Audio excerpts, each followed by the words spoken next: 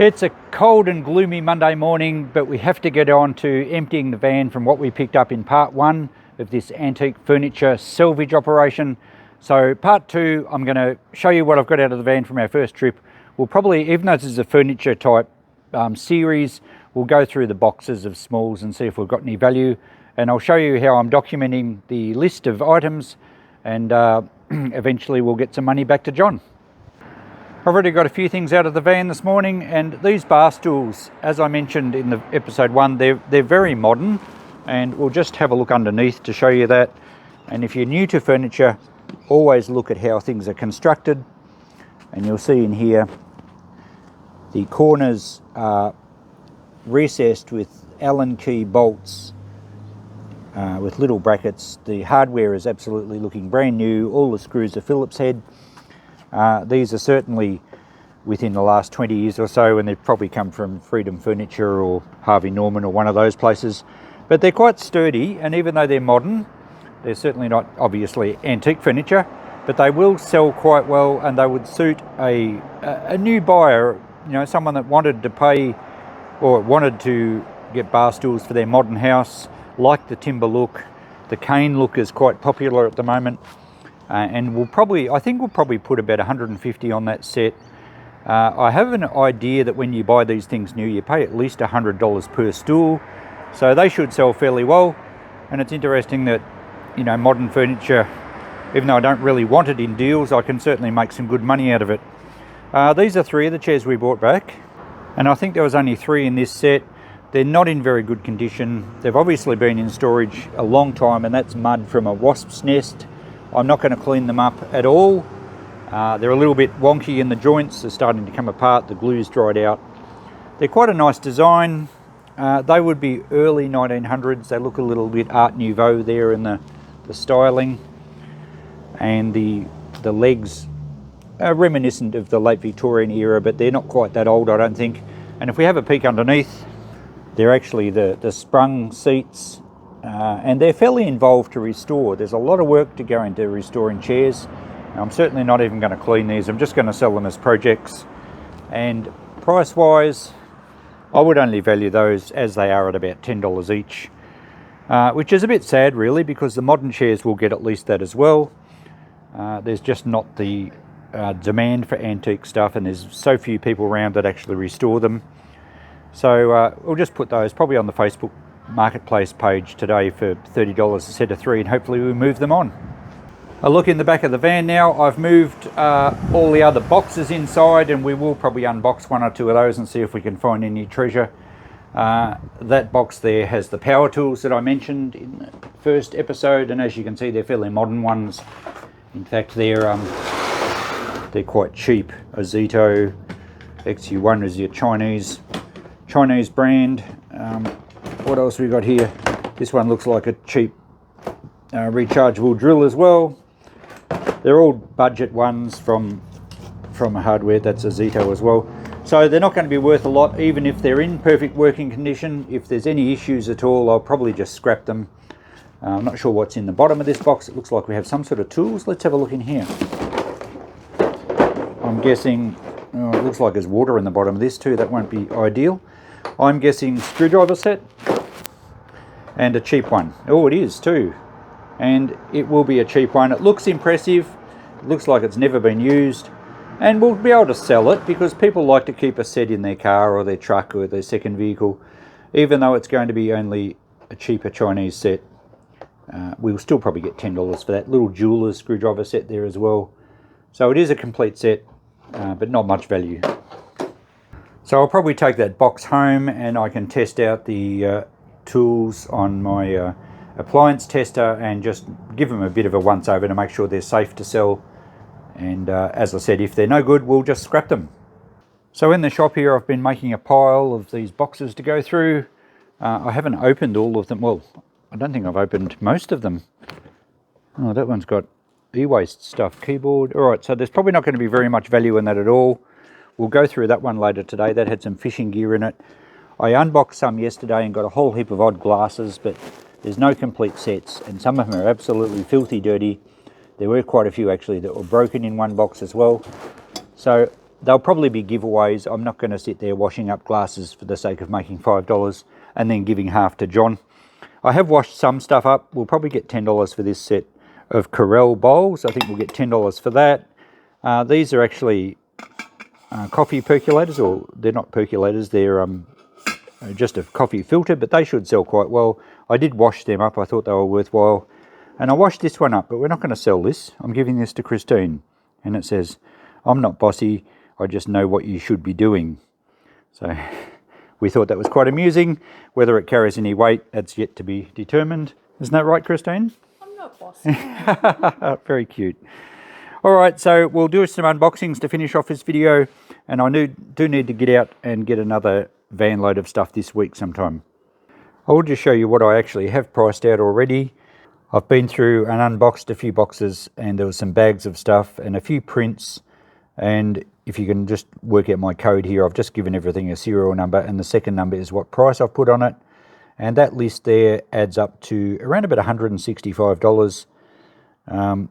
So you can see that there's quite a lot of selling to do to not make a lot of money, particularly when I've got to wash some things up.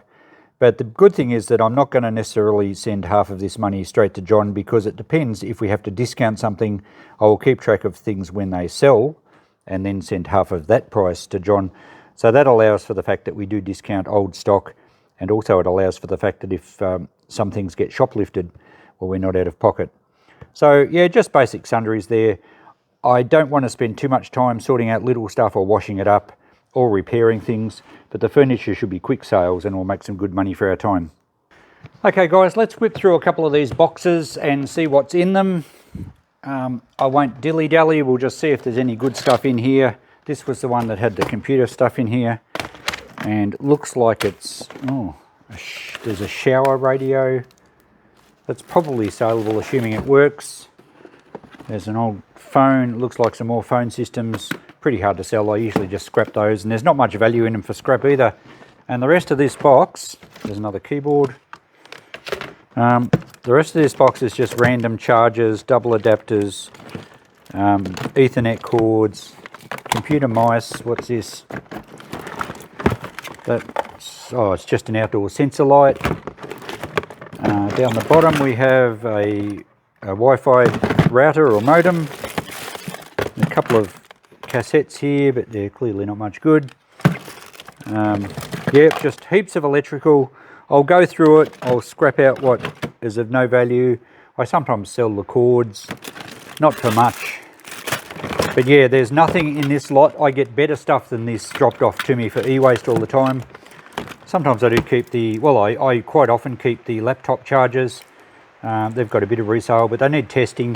So I would never pay for any of this sort of stuff. It's dropped off to me all the time. So that's okay. We don't need to write down anything for this box, and I'll go through it when I have a chance and just treat it as a box of e-waste. Now this next box looks like it's just kitchen odds and ends, plastics.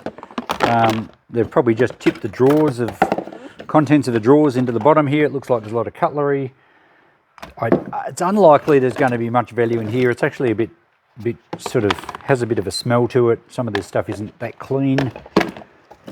Just lots of odds and ends. An empty jar. I'll probably use the jar. Plastic containers. Yeah, just a lot of kitchen utensils. We'll tip the rest out and have a look through in case there's a treasure in here. But it's unlikely we're going to get any value out of here to pay to John. If you hear a bit of noise in the background, it's starting to rain outside. I told you it was a pretty gloomy day. So we'll just persist and hopefully it doesn't get too loud. Our shop only has a galvanised iron roof. Alright, let's just upend this box and see if there's anything we can salvage worth some money. Alright, well at least the water hasn't got into this one. That's just a cutlery tray. It's just, I think it's Japanese stuff, it's fairly modern stuff. The actual timber tray will probably be useful, although it's a little bit mouldy in the middle. But we do use timber trays for shop display. That's the rest of that set, so we could possibly group that set together and get $10 for it or something, but it's not particularly valuable. Let me just put my glasses on and have a look where it was made. It doesn't say.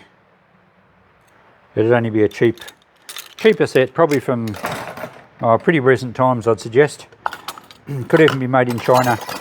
Cute little saucepan. Oh, it's 1 cup. It's a 1 cup measure. Oh, maybe if there's a set of measures here, that's a half cup. Do we have any more? That one there. Oh, yep. So a little set of measures will sell. They might only be $5. I think we're unlikely to get anything better than $5 out of here. That's a Wiltshire bread knife. So that may sell. These do sell. Little kitchen tea strainer, but not a great deal. Probably only $3 for that one. In fact, quite often we put a lot of those things just in $1 a pick. Some of them are clearly rubbish. That looks like it was a fork, broken off 2 tongs, and the other 2 are bent up. It's probably, looks like it's a custom made tool for something, but a broken handle as well. That's an older English knife, Sheffield steel. Nice early handle, a little bit Art Deco. It's not quite the bone handle, I think it's plastic, but it's a nice enough knife. If we see any more of those, they'll sell. But that looks like an apple corer. Okay, I've had a few interruptions from people dropping in because I can see the lights on and they don't read the fact that the door says closed. But anyway, let's tidy up this cutlery. There's not very much that we're going to sell out of all these utensils, and there was no real interesting kitchen plastics or anything. Some of the early Tupperware can sell well. This cutlery set will sell probably for about $10 a lot. I threw the plastic holder out because it was quite damaged and stained. There was a bit of mould to the bottom of the timber, which I've cleaned up a bit. We'll probably just use this tray for displaying something else, and I'll put all these in a cane basket or something. I did see on the back of this that there's the name and a barcode, which tells you it's quite modern anyway. And if you look at the bottom here, it says made in PRC. And that's something that they've been doing more recently to get away from the stigma of made in China.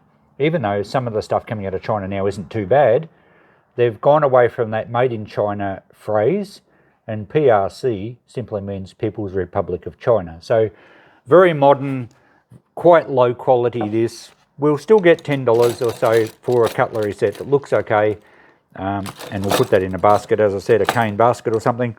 So that will be useful. Didn't find much else. These salad servers may sell. They do need a wash up. They're all the same, but we're going to get better than scrap value on those. Some of the other cutlery, just odd pieces, I'm not going to worry so much about. In fact, they say stainless steel, but always check them because a lot of them are magnetic stainless steel, which the scrapyard usually just takes as normal steel. These are non-magnetic, so I could either put them in a $1 box or throw them in the stainless steel bin. And the little electroplated nickel silver one, the silver plate fork, is quite old, but it's not of any real value. It's definitely plated, and you can actually sell these as brass. They're non-magnetic, and the base metal is nickel silver, but it doesn't actually contain any silver. It's a copper alloy, and being such, it will actually go as brass. However, we often have a $1 box for this sort of stuff, and people do collect these old ones. They make jewellery out of them, make wind chimes, that sort of stuff. But no real value to write down here. We're going to only get maybe 5, maybe 10s, 15. A few other things at 5 each. I said only 3 for that. So look, maybe, I don't know, $30 or something for the lot. So not very much value at all out of this box. Let's finish up this video with a quick unboxing of this little chest, which we did see some tools and some fishing gear when we were out at the shed in part 1. So I'll quickly go through this. I will have 3 more tubs to unbox that I haven't looked in, and we'll do that in the next part, along with rescuing some more furniture. There's some old gloves. They don't feel particularly good. Yeah, they're damaged, so they're only rubbish. And some fishing line. A lot of this fishing line and little bits and pieces of fishing gear I tend to put in a box and just sell as one group lot. Same with little, containers. There's nothing in that, but containers of hooks and sinkers and things that just don't sell individually. Geez, they're big hooks. That's one ambitious fisherman having hooks that big. So I'll put all this in just an assorted box of fishing gear and just probably put $5 a lot. There's some more realistic hooks. They're the sort of fish that I catch. very, very small ones. Oh, there's a drill bit, a masonry drill bit, pretty rusty. Let's get all the fishing gear out. This one looks like more fishing hooks. I've often wondered how many times fishermen actually lose a hook and have to replace it, because I always get fishing box lots with hundreds and hundreds of hooks. It's as if they buy heaps in case they need them and they never ever use them.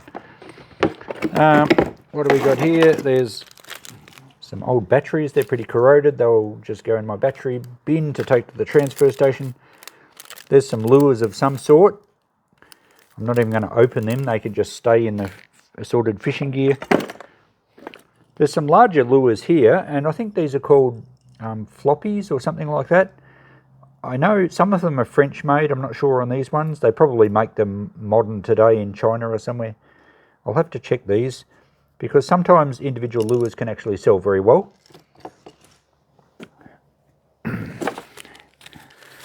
What's in this little thingo? I'm not sure what's in that. Oh, I think that's a repair. Oh, it's a wetsuit repair kit. Little tube of glue and a vinyl type patch. I don't think that's worth trying to save. That can probably just go in the bin. Is that a double? That's a double fishing hook with little protectors on the hooks. They can go with the fishing gear. We have a little container here that's more fishing hooks.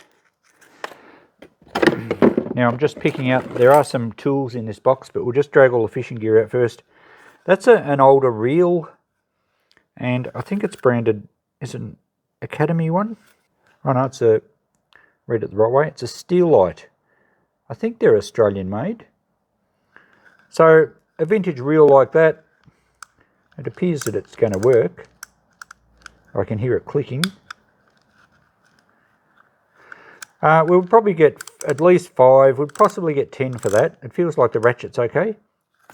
So there's something, $10 for the reel. Here's some larger fishing lures, so we'll check them out shortly. And we have a bag of what feels like lead. Oh no, it's not lead, they're wheel nuts. Where's my magnet? Yeah, definitely not lead. I don't know what they suit. Well, they're not technically nuts, are they? They're wheel studs with a taper on them. Maybe they were from a boat trailer or something. I'm not sure. I'm not sure if they're going to have much value. I might put them in a little box in the shop for maybe $5 a lot, and some customers that may see value. Otherwise, they'll just go in the heavy scrap. More fishing line. We have a plumbing fitting. That one can just go in the brass scrap, I think.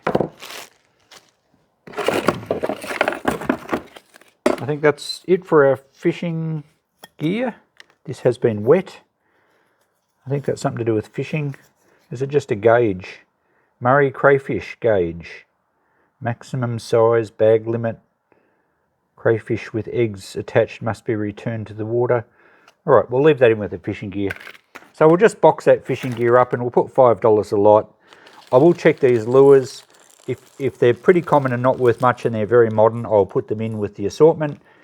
They may well make a price on their own.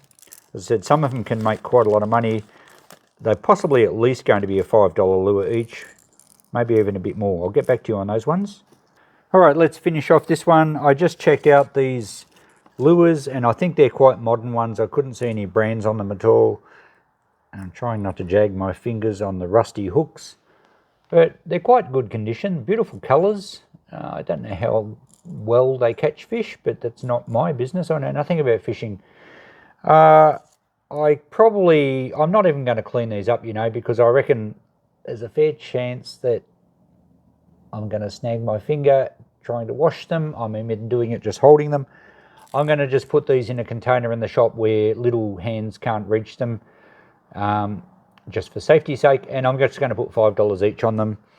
I'm sure a seasoned fisherman would see value in those and be able to clean them up safely. So there's $20 for 4 lures. That's not so bad. Wasn't much other value as you saw, so let's get the last of the tools out of here. It has been wet in the bottom, and these pliers, I Oh, they're well and truly seized up. I'm not even going to try and clean those. I can't see a brand on them, but even if they're a good brand, they are really badly seized. I'm not going to go to the trouble of cleaning them. They can just go in the $1 box and someone else can do that. There's a hole saw kit in here, which again is very rusty. I think that's probably just scrap metal. Yep. Will it come out? No. See how badly corroded it is? So that is cast aluminium. Anyway, just scrap metal, no value there.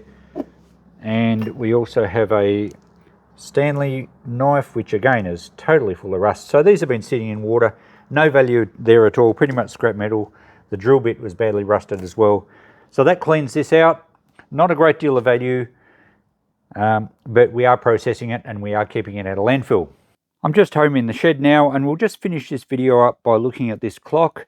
So when I first went out to meet John, this clock was just sitting on top of the table, not far from being out from cover and getting rained on, and I said I might take this back now just to protect it. It's a 1890s era American clock. I think it's a Seth Thomas or a Welsh or something like that. There's lots of these American clocks. The most common one is a Ansonia or a Sessions. I think this is a Seth Thomas. It's got ST there in the little trademark. They're much the same movement. They're an 8-day striker. They're known as a kitchen clock or a gingerbread clock or a number of other things. They all have lots of different designs. They're not usually carved as such. They're just steam pressed. They only, this one, yeah, it has a one winder for the clock and one for the striker to count the hours. Original glass, quite often these glasses get broken, so it's not actually in bad cosmetic condition. The dial looks pretty good. I didn't notice at the time, though, that there was no pendulum in it when I first saw it. And I said to John, I said, look, if it's working without any serious work required, I'll probably get about $200 for it, which will leave him with about $100. But I said, if it's not working and it does need serious work, it's probably only going to be valued at around about $70 or $80, pretty much just as a non-working clock. And then if I choose to fix it, well, that's some bonus I can make. And he agreed with that. That's fine. So I did find the pendulum in a box that I opened the other day. But I've only just realised, and let's lay it on its back. I've only just realised that there is actually no hanger for the pendulum.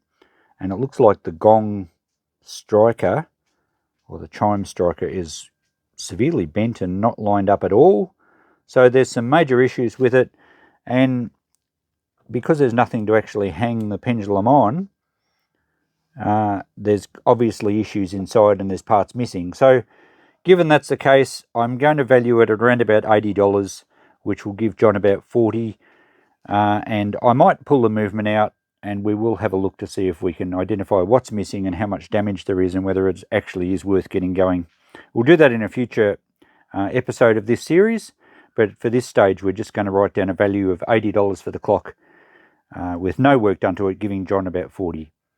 So I'll finish this part up now. So this is part 2 of the antique furniture haul that we've got to clean up and sell. Part 3 will continue when I get back out there to load up some more stuff. It may not be for a week or so. We've got a lot of wet weather at the moment, and I seriously doubt I could get the van close to the shed without getting bogged. So it may take a while, but in the next episode we'll load up some more stuff. We'll do a few more valuations. We'll unpack the last 3 boxes or tubs that are at the shop, and we'll just have a look at the sales list, or the stock list, and see how our sales are actually going. We'll catch you in the next video.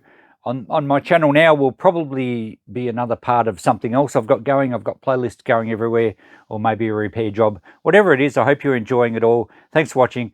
Bye for now.